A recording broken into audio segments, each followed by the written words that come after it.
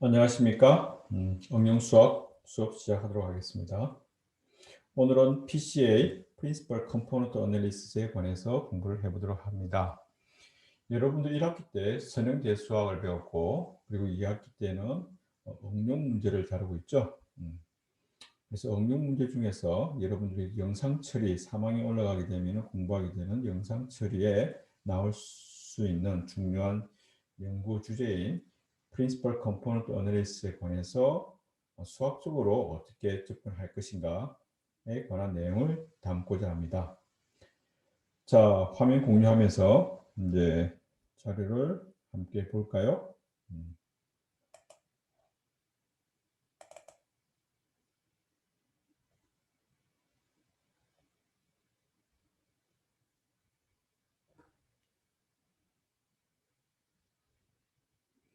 또 시간이 좀 걸리네요. 오케이, 이제 나왔습니다. 화면 보입니까? 지난번에 수업 시간에 이야기했던 PCA 문제 다시 한번 리뷰를 하고 이제 설명을 계속 이어가도록 하겠습니다.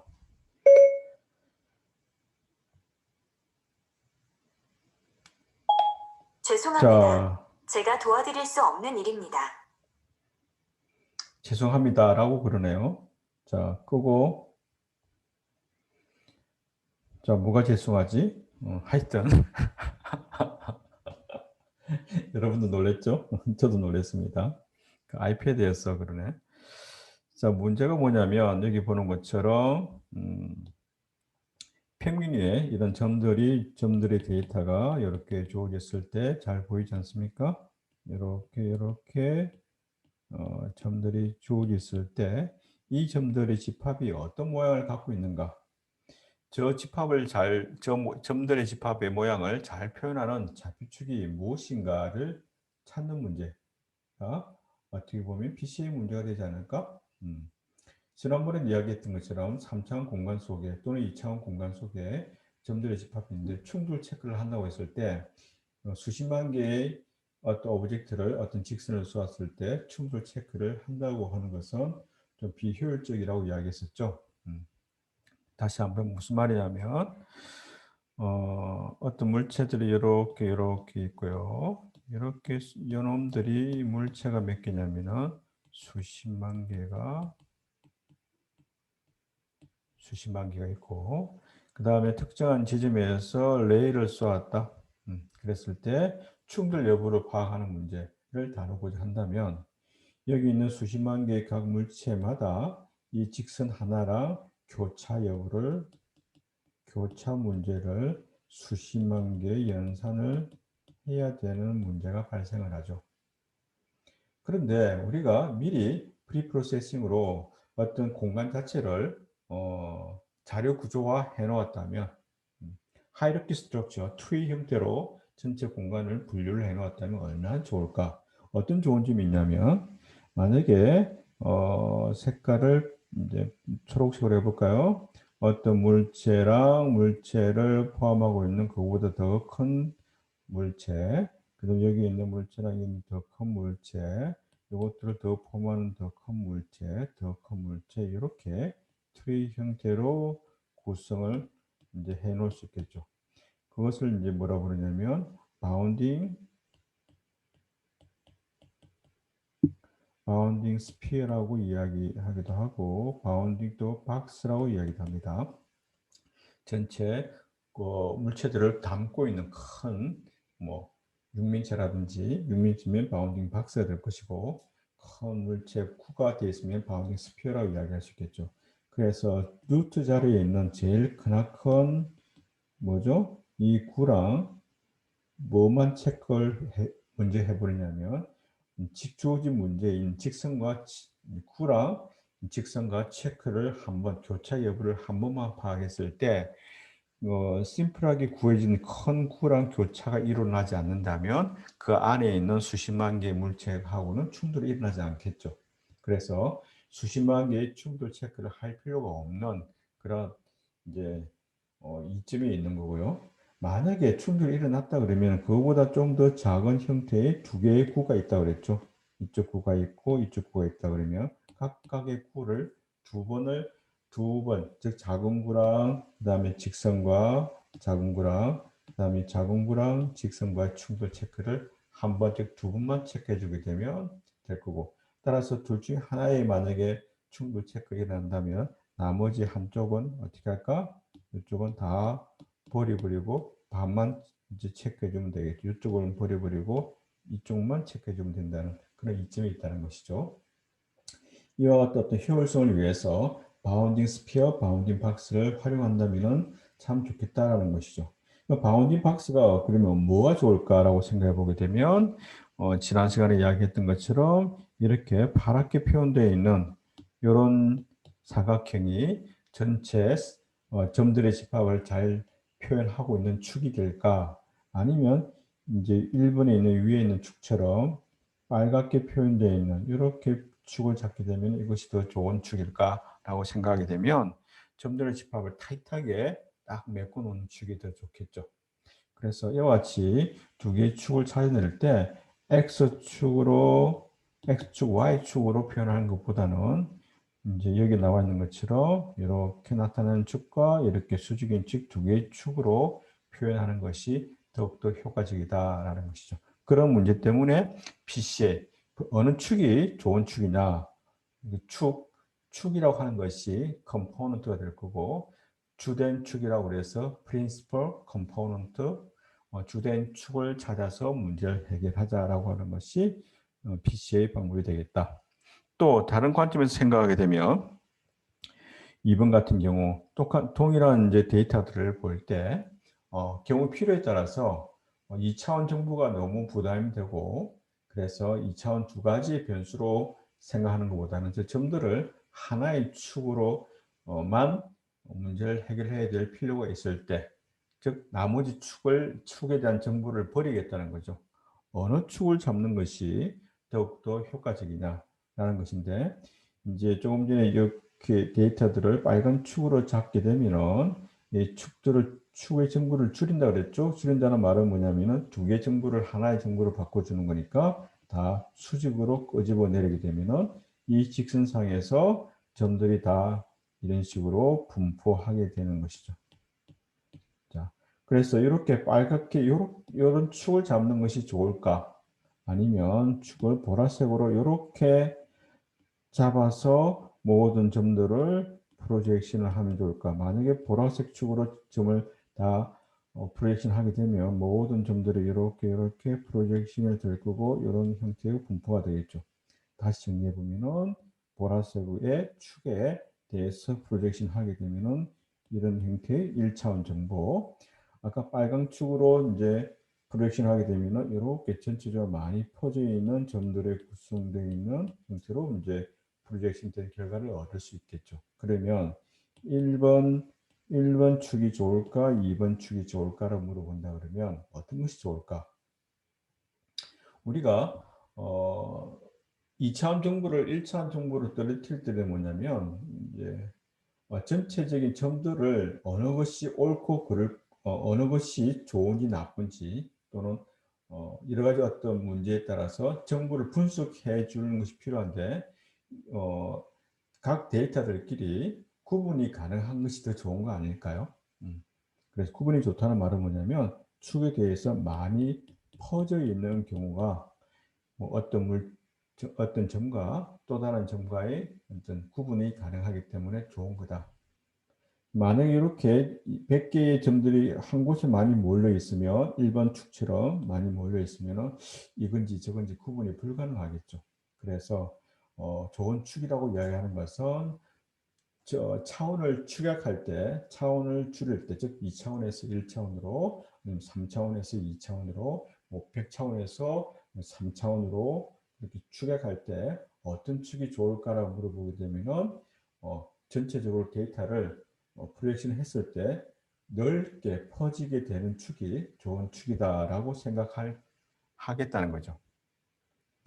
자, 이렇게 넓게 퍼지는 축을 우리가 Principal Component Analysis라고 이야기하는데, 그것을 수식적으로 한번 찾아가 보도록 합시다. 자, 1번. 새로운 수직 좌표축을 찾자. 일단 수직이라 그랬으니까 나중에 찾고자 하는 어떤 벡터들이 뭐가 되겠다? 수직인 벡터를 찾겠다는 말로 생각하시면 되고, 그러면 그것을 어떻게 찾느냐? 첫 번째 과정으로 주어진 데이터의 중심점을 구해보자. 자, 어떤 점을 기준으로 0,0에 해당하는 중심축을 잡을까? 데이터들의 위에서 보게 되면은 요것을 블랙으로 표현할까? 초록으로? 요 점을 가운데로 잡을까? 요 점을 가운데로 잡을까? 뭐 요즘 전체 데이터들에서 중심점을 한번 찾아보자는 거죠. 자, 중심점을 찾다고 하는 것은 뭐냐면 xi들을 이렇게 x 값과 y 값으로 구성된 2차원 점이기 때문에 xi 값이 있고 yi 값이 있을 거고, 그것들을 전체 x 값들이 더하고 이 x 값끼리 더하고 y 값끼리 더해서 뭐가 되겠다? 전체 서메이션 한 다음에 n을 나누게 되면 m이라고 하는 것이 뭐가 되냐면 mx, my, 빨강색으로, 요거를 빨강색으로 표현할까요? 요거를 빨갛게 표현하게 되면 요 점의 중심점의 좌표를 뽑아낼 수 있겠죠. 자, mxm이라고 하는 점이, 중심점이 조금 전에 주어졌던 점들 자체의 어떤 원오브된 하나의 점이 아닐 수도 있습니다. 평균점이, 평균값이기 때문에. 어쨌든 전체 데이터들에 대해서 중심값을 갖는 점 mx 값, my를 xy로 갖는 m이란 점을 새롭게 찾자.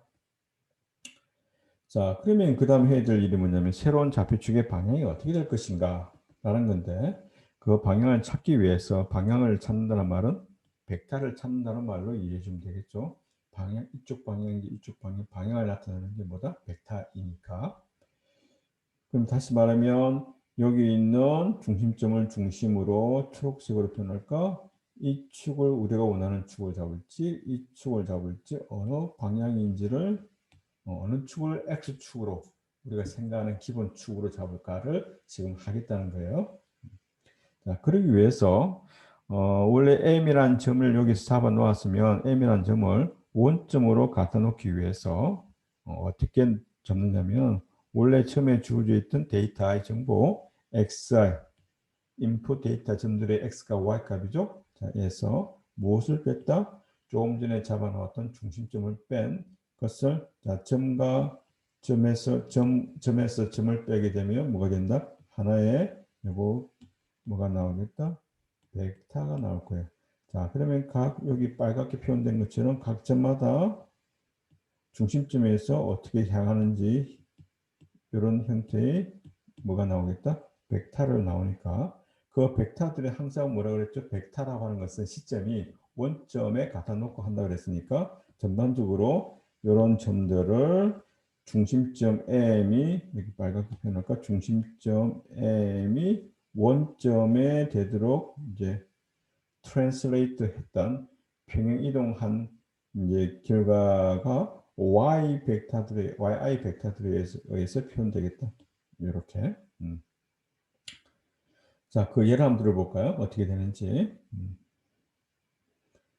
자, 여기서 보게 되면 9개의 점의 데이터가 있습니다.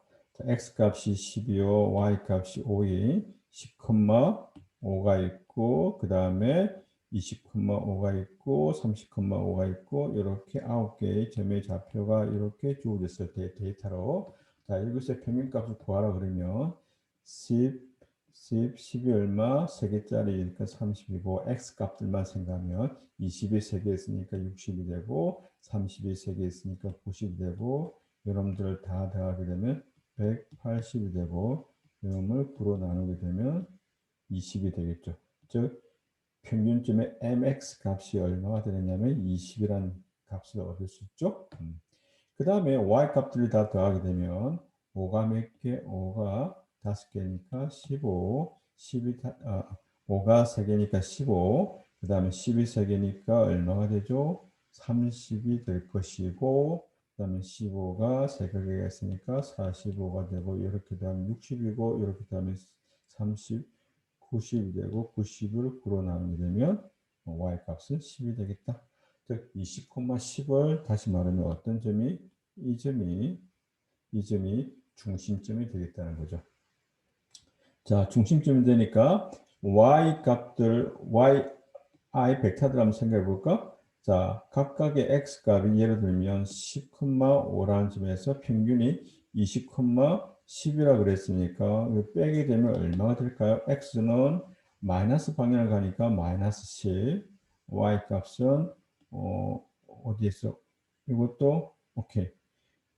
마이너스 5가 되나? 어쨌든 이런 식으로 이제 구해 볼 수 있겠죠. 위에 있는 요 놈을 yi라 잡으면 위에서 뺐으니까 플러스 5가 될 거고 옆에는 y 값은 변함없고 이쪽에 있는 경우는 y 값이 마이너스 5일 거고 따라서 몇 개의 벡터를 생각할 수 있냐면 9개의 벡터를 생각할 수 있다. 자, 이렇게 생각하는 순간 원래 이렇게 분포되어 있던 점들이 어디로 가게 되냐면 0,0,0 mxm의 평균값이 중심점이 뭐가 되도록 원점이 되도록 평행 이동한 결과가 되니까 이러한 형태의 데이터를 우리가 이제 가지게 된 거죠. 자, 이 상태에서 우리가 이제 y들에 의해서 벡터를 행진하는 생각해 보는데 조금 전에 구했던 y1, y2, y3 9개가 있다고 그랬죠. y9을 컬럼 벡터로 하는 그런 어떤 행렬을 y라고 구해 놓아볼게요. 자, 이것이 사이즈가 어떻게 됩니까? 2차원이니까 2, 그 다음에 점의 개수가 몇 개? 9개니까 2 곱하기 9 사이즈의 행렬을 구했다. 자, 여름의 트랜스포즈를 y 트랜스포즈 취하게 되면 뭐가 되겠다? 9 곱하기 2 사이즈의 행렬이 될 것이며 이제 새롭게 이제 정의를 하는데 S라고 하는 이제 행렬을 하나 정해 보자. S가 뭐냐면 이제 S가 어떻게 정의되느냐면 S는 방금 구했던 Y Y에 대해서 Y 트랜스포즈인가? Y 곱하기 Y 트랜스포즈로 해놓은 놈을 뭐라고 부르냐면 이렇게 S라고 정의를 하고요. 이렇게 S를 정의하게 되면 어떻게 계산되는지 볼까요? 자, S라고 하는 놈은 여기에 요 벡터 요런 값들로 구성되어 있고 자, Y가 이렇게 구성되어 있고 Y 트랜스포즈는 이렇게 구성되어 있다고 그랬고 자, 2 곱하기 9랑 9 곱하기 2를 곱하게 되면 결과가 뭐가 나오겠다? 2 곱하기 2 행렬을 얻을 수 있을 거고 자, 곱한 걸 보게 되면 첫 번째 행렬의 가로 부분과 그 다음 뒤에 행렬의 세로 부분을 곱하는데 그래서 노랑 오케이 잠깐만요. 색깔을 바꿔볼까? 노란 부분과 파란 부분을 곱하게 되면 이렇게 구성이 될 거고 그 다음에 두 번째는 뭐냐면 노란 거랑 빨간 거랑 곱해서 이렇게 구성될 거고 그 다음에 2x1 자리는 보라색과 파란색으로 곱해진 거그 다음에 2x2 자리에는 보라색과 빨간색으로 곱해진 식이 될 텐데 그 식을 전개해 보면 식을 의미를 살펴보게 되면 요 놈은 뭐냐면 x 노란 거는 x 값들의 차이 즉 x 원래 x 값에서 xi의 값에서 평균 m을 뺀 것들이 노란 거고 그 다음에 파란색 또한 뭐가 되냐면은 xi 값에서 m 값을 뺀 거예요. 그래서 이제 첫 번째 컬럼 자리는 이런 형태가 될 거고 두 번째 자리에는 뭐가 되냐면 이거는 x 값의 차이, y 값들의 차이가 되고 그 다음에 y 값들의 차이, 그 다음 x 값들의 차이, y 값들의 차이, y 값들의 차이가 된다는 것이죠. 자, 이것을 우리가 뭐라고 이야기하냐면 첫 번째 컴포넌트 자리에는 x 값들의 차이의 제곱 형태, 1, 2 자리에는 x 값의 차이 곱하기 y 값의 차이, 그 다음에 2,1 자리에는 y 값들의 곱의 x 값 차이 그 다음에 2,2 자리에는 뭐가 되냐면 y 값들의 차이의 제곱 형태로 써놓은 것을 뭐라고 부르냐면 공분산 행렬이라고 그래요.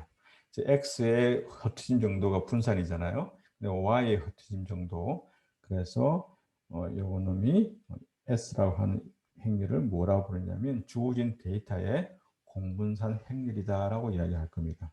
자, 그래서 나중에 이 공문서 행렬을 써먹을 텐데 조금 전에 말했던 방법대로 y 값들을 컬럼 벡터로 만들고 그 다음에 그렇게 만들어진 y에다가 y 트랜스포즈를 곱한 것을 s라고 하는 행렬로 만들어 놓자. 일단 나중에 계산을 위해서 요놈이 공분사 행렬이다. 그러면 여러분들이 해야 될 일이 뭐냐면 주어진 데이터로부터 무엇을 만들 수 있어야 되겠다? 공분사 행렬을 만들 수 있어야 되겠다. 자, 그러면 우리가 해야 될 일이 뭐라 그랬죠? 자, 평균점을 찾았고 어떤 방향이 좋은지를 찾아야 될 거 아니야? 그죠?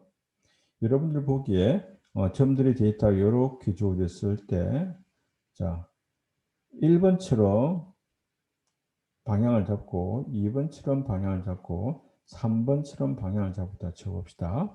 그러면 어떤 방향이 좋을까라고 생각이 되면 일단 주어진 점들로부터 저 직선으로 무엇을 해야 되겠죠? 정보를 하나 없애야 된다고 그랬으니까 차원을 줄여야 된다고 그랬잖아요. 그러면 모든 점들을 빨갛게 표현된 것처럼 이렇게 수직으로 끄집어 내리겠다. 끄집어 내렸을 때 점들이 나타나는 분포가 넓게 퍼지는 것을 우리가 좋은 방향으로 생각할까라는 거죠. 그래서 이와 같은 3번 같은 경우에서는 아주 조밀하게 한 주어진 좁은 영역에 다 이제 프로젝션 된 결과가 나올 거고. 자, 그래서 우리가 이제 좋은 방향이라고 하는 것을 우리가 어떻게 이해할 것인가? 흩어짐 정도가 큰 놈을 큰 방향으로 우리가 지금 찾자. 그러면 큰 방향이라는 것은 흩어짐 정도가 크니까 분산값이 큰 게 뭐가 되겠다? 좋은 게 된다는 것이죠. 일단 이것을 이놈이 t가 되겠다라고 하는 것을 기억을 하고, 그 다음에 나머지 방향은 뭐냐? 주어진 방향이 공분산이라고 하는 것이 시메트릭 행렬이기 때문에 반대 방향은 뭐가 되냐면 수직인 방향이 이제 제일 흩어진 정도가 적게 나올 겁니다. 나중에 이제 아이겐 밸류를 구해보면 그 방향의 아이겐 밸류 값이 작게 나오게 되어 있거든요. 그래서 나머지 방향은 자동적으로 수직 방향으로 잡으면 될 것 같고, 따라서 일단 해야 될 일이 뭐냐면 흩어짐 정도가 제일 큰 벡터 V를 찾는 것이 메인이 되겠다. 흩어짐 정도가 제일 큰 방향 벡터 V가 뭐다? 프린시플 컴포넌트가 되겠다. 주된 축이 되겠다는 거죠. 흩어짐 정도가 큰 방향으로 잡겠다는 거지. 자, 그러면 일단 직선을 찾아야 되니까 직선의 방정식을 일반적으로 이렇게 쓸 수 있다고 그랬죠. 자, 어디에서 시작할까? 평균점에서 시작하고 그 다음에 어떤 방향으로 V벡터 방향으로 하겠는데 V벡터가 지금 무엇인지 몰라요. 이제 미지수라 놓고 방향이 바뀌겠지. 뭐 어떤 방향이 좋을지 모르겠지만 바뀔 텐데 그럴 때마다 t 값을 곱하게 되면 0일 때 t가 m의 값이 나오고 t가 1이면 m 플러스 v가 나올 거고 이런 식으로 쭉 어떠한 방향이 V벡터 방향이 주어지다 그러면은 V벡터 방향에 대해서 뭐가 나온다? 사선의 방향을 우리가 이제 찾을 수 있는 거고. 자, 우리가 찾으려고 하는 것이 뭐였죠? 흩어짐 정도라고 그랬잖아요. 자, 요놈이 이제 뭐가 되죠? 여기 빨갛게 표현해 볼까? 요놈이 xi 점이었죠. 원래 주어진 데이터에 xi, yi 값들로 구성되어 있을 거예요. 자, 요놈을 노랑 축에다가 어떻게 하겠다? 프로젝션을 하겠다. 자, 저것을 프로젝션 하는 것이 뭐죠?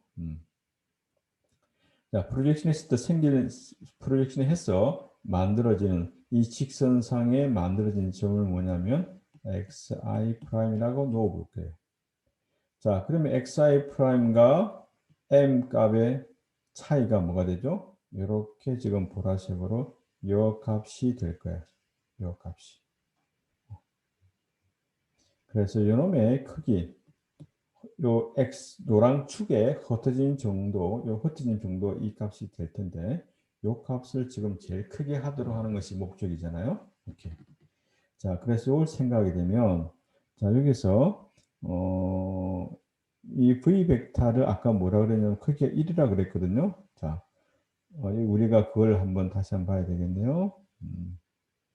무엇을 볼까? 어떤 축이 있다. 이쪽 방향이 V벡터 방향이다. 그 다음에 어떤 값이 M이 있다. 어떤 점의 좌표가 xi라는 점이 있다. 요 벡터가 뭐가 됐다?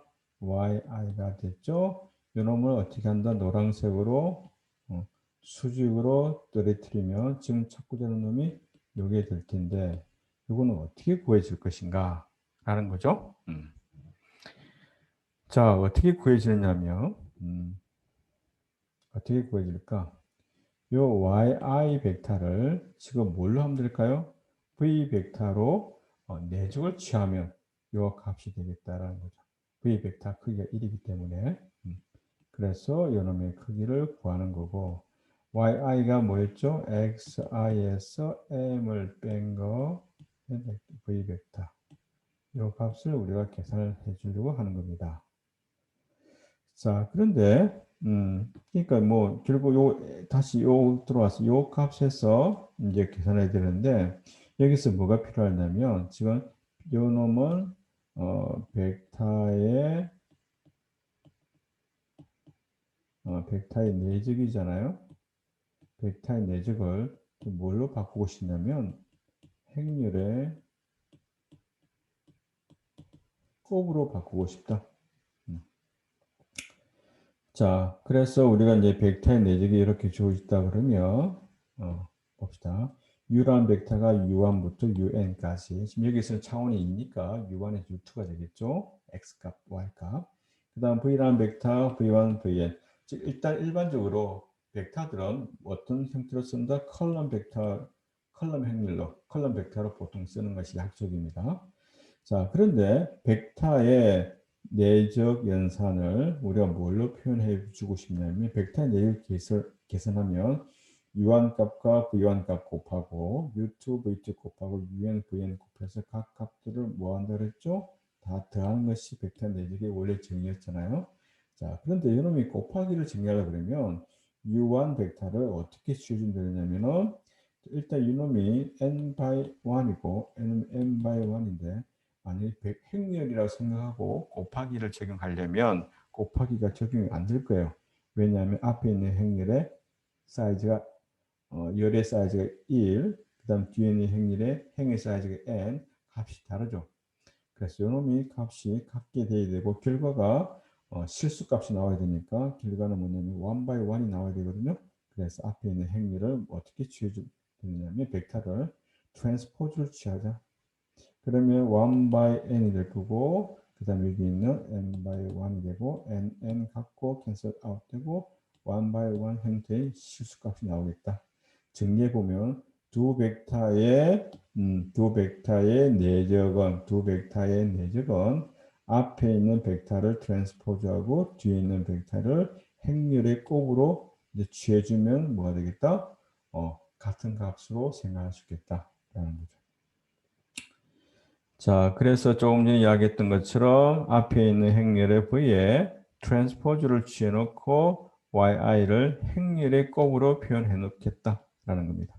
자, 지금 찾고자 하는 게 뭐다? 무엇을 최대값으로 하는 거? 요 값들의 썸이 최대가 되도록 하는 것을 찾겠다는 것이죠. 됐습니까? 자, 그래서 조금 전에 이야기했던 것처럼 보게 되면 직선 L 위에 데이터의 분산 정도가 얼마냐면 분산이라고 하는 것은 평균과의 거리의 제곱이라고 그랬죠. 평균과의 거리의 제곱. 즉 X축 직선 방금 구했던 어떤 주어진 직선에 대해서 차이가 이 값이었고 이 값의 크기의 제곱을 분산이라고 그랬죠. 크기의 제곱의 분산을 평균 n으로 나눈 것이 분산이 되는데 분산식은 이렇게 될 것이고 자 여기에서 벡터의 크기의 제곱은 자 우리가 어떤 관계있죠?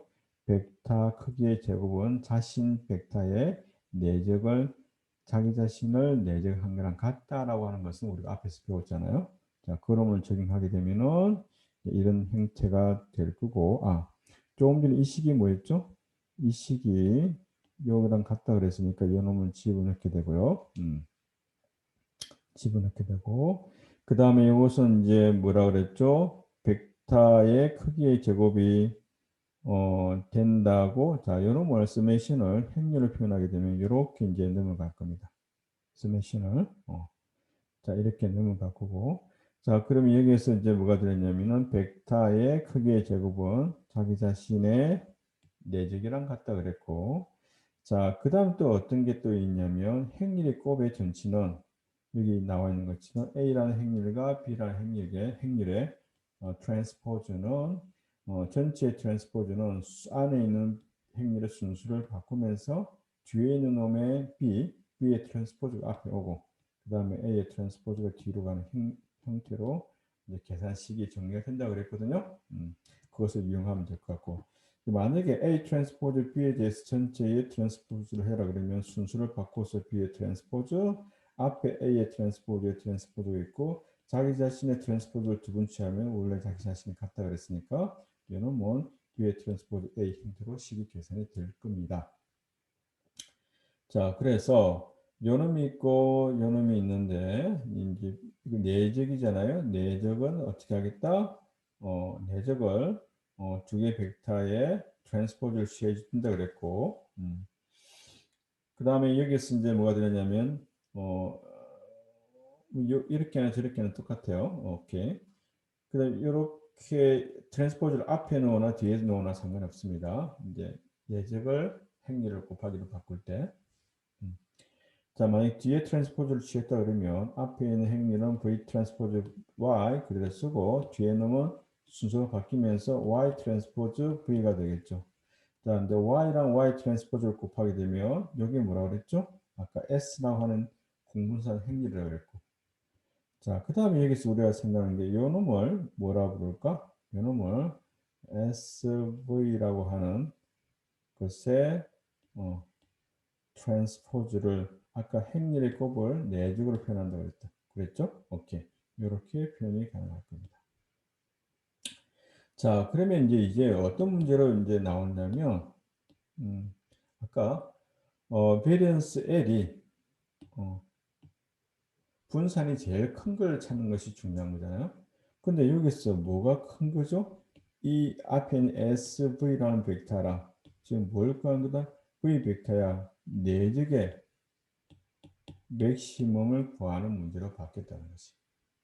그래서 분산이 제일 큰 방향은 SV라는 벡터랑 V 벡터를 뭐 하겠다? 내적을 취해서 여기서 이제 보통 내적을 이렇게 표현합니다. 이렇게 표현하기도 하고 경우에 따라서는 이렇게 하고 보통 여러분들은 아마 이 기호를 알 거예요. 그죠? 내적의 최대값을 찾는 것이 이제 문제가 되겠다. 그런데 SV라고 하는 것은 뭐냐면 S라고 하는 것이 뭐였죠? 행렬이었죠. 지금 찾고자 하는 것은 뭐냐면 V 벡터예요. 그런데 S에다가 V를 곱하게 되면 뭐냐면은 변환의 결과예요. 변환의 결과랑 원래 주어진 벡터의 내적을 취해서 큰 놈. 뭐가 될까? 자, 봅시다. 크기가 유니트인 벡터들에 대해서 요놈과 요놈을 다른 놈 내적을 취하면 뭐가 되죠? 어떤 내적을 취하더라도 요놈을 내적을 취하면 요 길이가 나올 거고 그 다음에 이쪽 벡터에 대해서 내적을 취하면 요 길이가 나오겠죠. 그래서 자기 자신 방향이 제일 큰 방향이에요. 내적이. 어떤 주어진 벡터에 대해서 내적을 취하게 되면 이렇게 떨어지고 더 넓은 각도로 내적을 취하면 이렇게 떨어질 거예요. 그래서 자기 자신 방향을 내적을 취하게 되면 원래 그대로 길이 유지하니까 뭐가 되느냐면 SV랑 V를 내적을 취해서 제일 크다는 말은 뭐냐면 변화하는 결과가 방향이 바뀌지 않는 그 벡터 V가 내적이 제일 큰 값이 될 거고 따라서 우리가 찾고자 하는 벡터 V라고 하는 것은 뭐냐면 행렬 S의 공분산 행렬 S에 뭘 찾는 문제로 바뀌느냐면 고유 벡터를 찾는 문제로 바뀌게 된다. 그래서 고유 벡터를 찾는 문제인데 그 중에서 어떤 것을 찾을 거냐면은 흩어짐 정도가 뭐예요? 흩어짐 정도가 람다 값, 고유 값이에요. 고유 값. 고유 값 중에서 어떤 거? 제일 큰 것.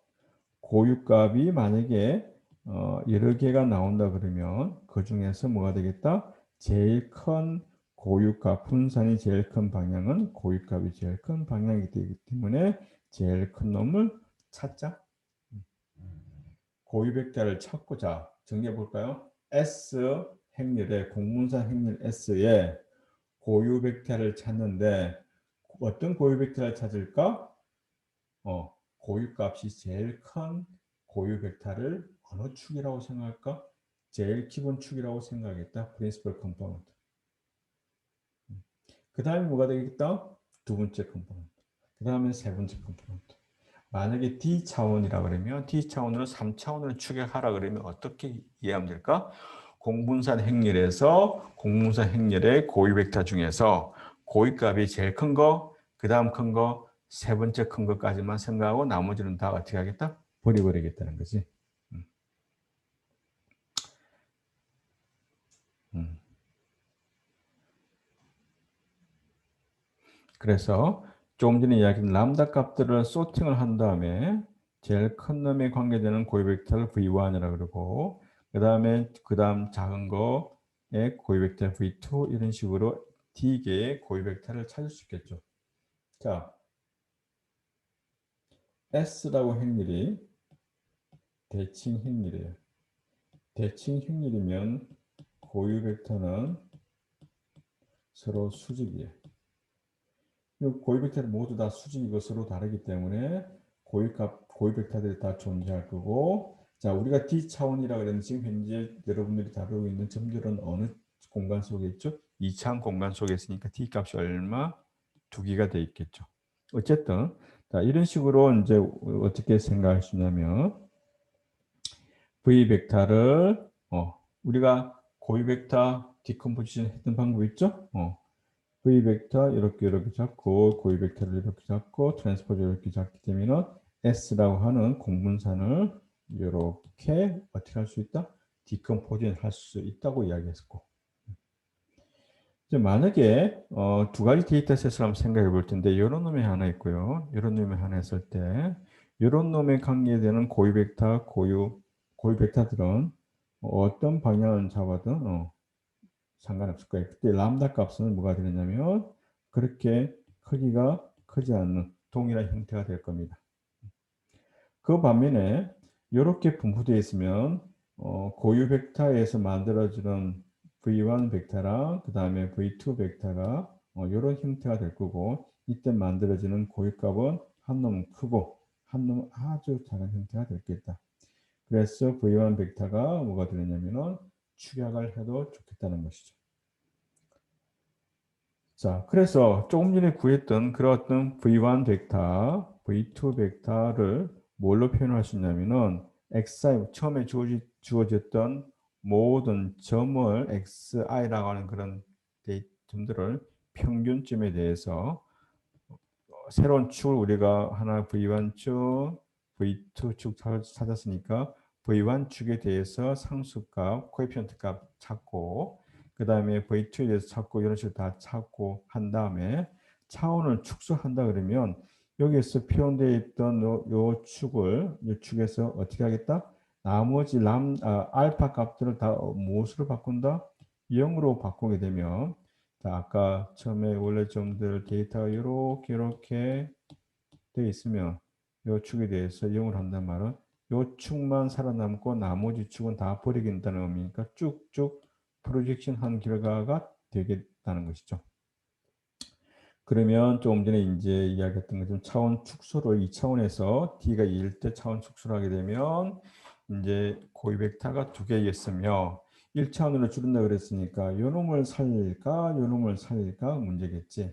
근데 어느 게 더 크기 고유 벡터 고유값이 크다 그랬죠. V1 벡터가 크다 그랬으니까 V1 벡터가 중심축이고 V2 벡터는 뭐 좀 정보가 좀 줄여도 상관없을 거 아니에요. 중요하지 않다고 생각될 거니까. 자, 그러면 어떻게 하겠다?